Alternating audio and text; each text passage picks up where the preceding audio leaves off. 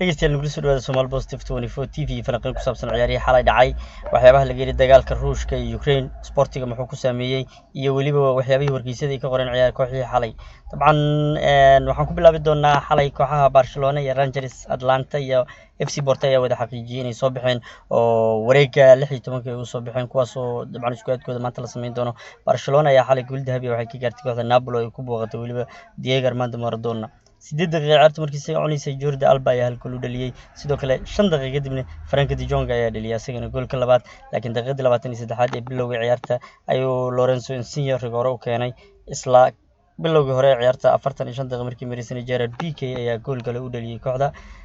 Barcelona Aubameyang ayaa goolka afraad dhaliyay daqiiqadii 60aad balse Matteo Politano ayaa ciyaartay oo dhamaad oo 3 daqiiqo oo kaliya ka harsan tahay hal gool u dhaliyay meeshasna 2-4 ayaa looga badiyay waa ay hartay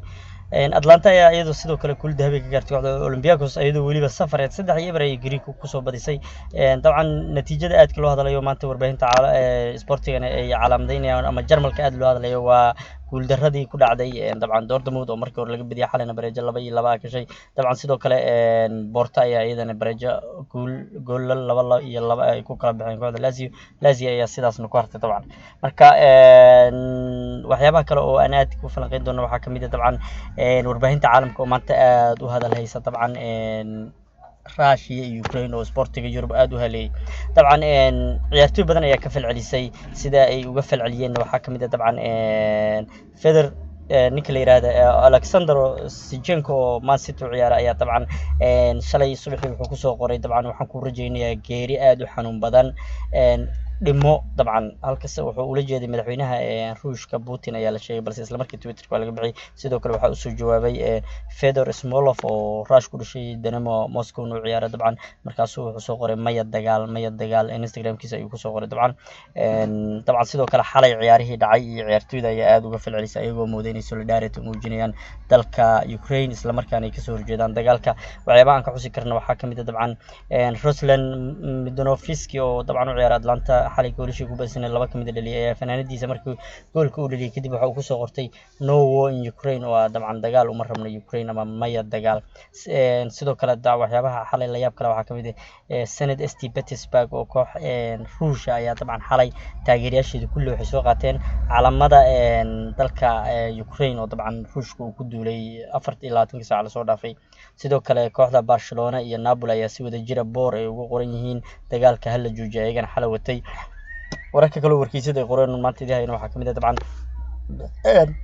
xildhibaan Ingiriiska ka tirsan oo la yiraahdo Christian Bryant ayaa sheegay in loo baahan yahay in la xanibo hantida milkiilaha kooxda Chelsea isla markaana soo jeediyay in dalka laga masaafuriyo sidoo kale Mark Spencer oo wasiir sare ah siina tixraacay hadalka xildhibaanka ayaa yiri ciqaab adag ayaa la marsiinayaa kuwa magaca iyo maal kale la tuhmay ee u dhashay wadanka Ruushka dabcan warbixintan ayaa dabcan waxay noqonaysaa wax la yaab leh maadaama Roman Abramovich uu yahay milkiilaha kooxda Chelsea isla markaana waa arki doona waxyaabaha soo socda laakiin in dhawaanaaba Ruushka iyo Ingiriisku iskuma fiicneen siyaasadan wargeysyada Talyaaniga waxyaabo la yaab leh ay qorayaan oo waxaa kamid ah Luis Alberto ayaa sheegay dabcan inay aad uga caroodeen haritaanka ay ka hareen koobka Europa League dabcan Lazio xalay bareejo ay gashay dabcan waxaana reebay Porto sidoo kale isla macalinkaasi Lazio ninka la yiraahdo